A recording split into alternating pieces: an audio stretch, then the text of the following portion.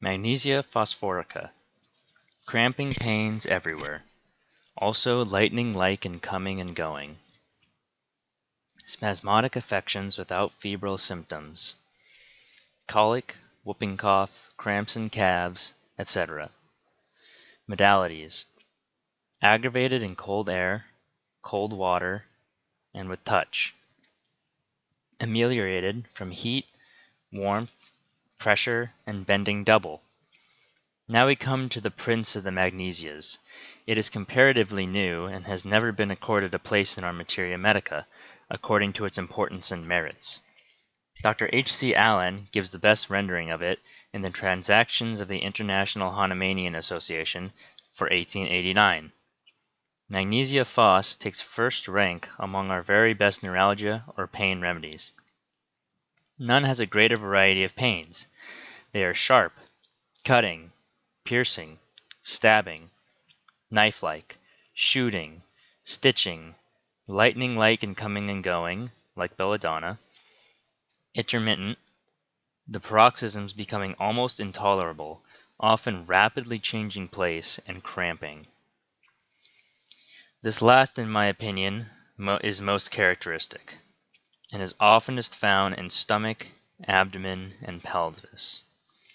For colic of infants, it ranks with chamomilla and colocynth, and for dysmenorrhea of the neuralgic variety, with the characteristic crampy pains, I have found no remedy equal to it.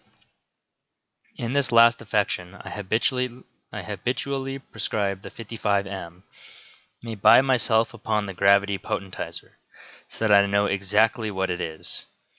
So often are we confronted with the question, when we report cures with the high potencies, where do we get them, and are you sure they are what they purport to be?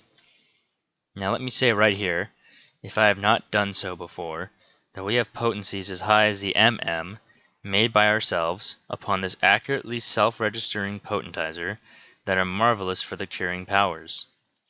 We, Dr. Santee and myself, invented the machine for our own individual use and have never yet offered the potencies for sale, so we can hardly be accused of mercenary motives in reporting cures from them.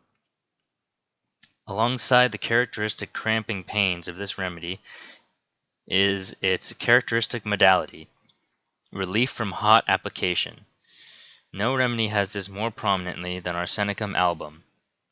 But you will notice that among all the various kinds of pains we have mentioned as belonging to Magnesia Phos, the one conspicuous for its absence is the one most characteristic of arsenicum, viz., burning pains.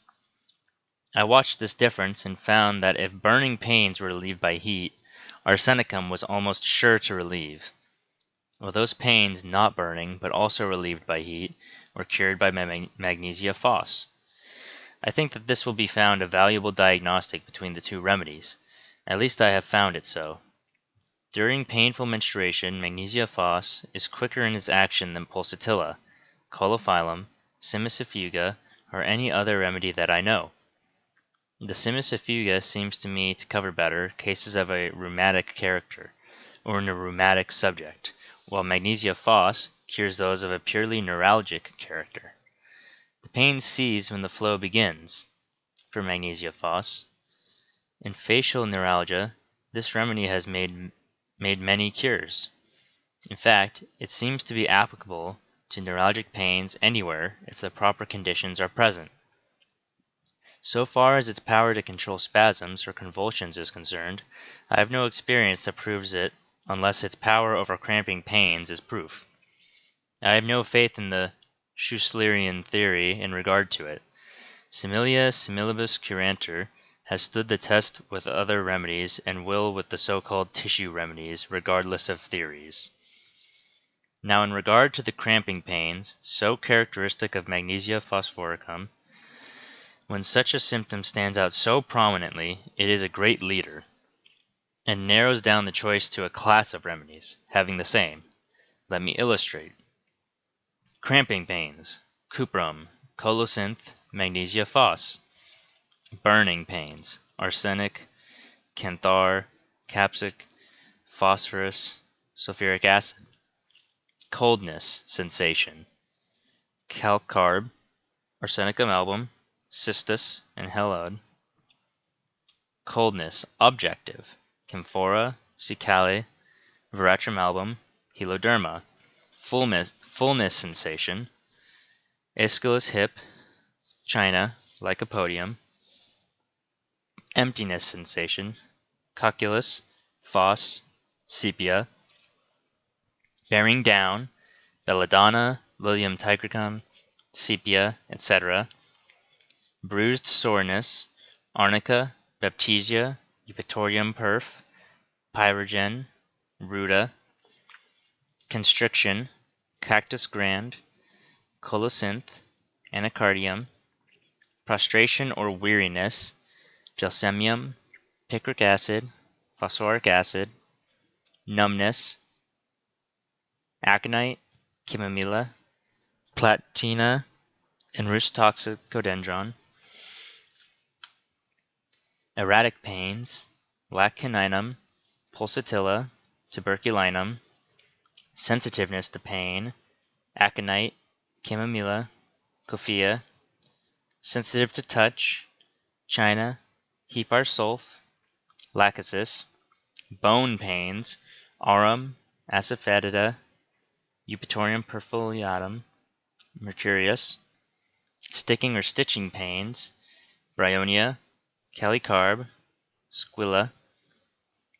Pulsation or throbbing, belladonna, glenoine, melilotus.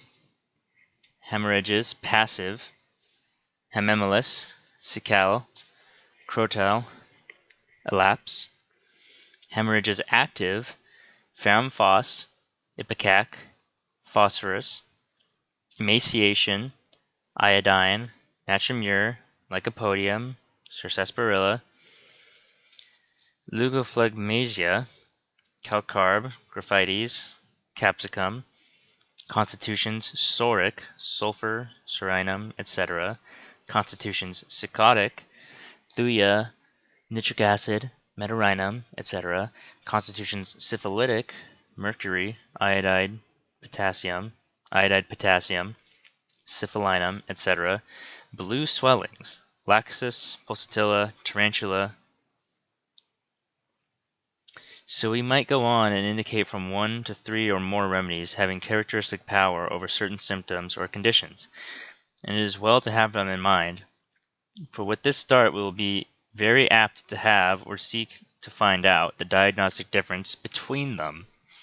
Such knowledge forearms a man, preparing him for emergencies, and often enables the prescriber to make those wonderful snapshot cures that astonish the patient and all beholders.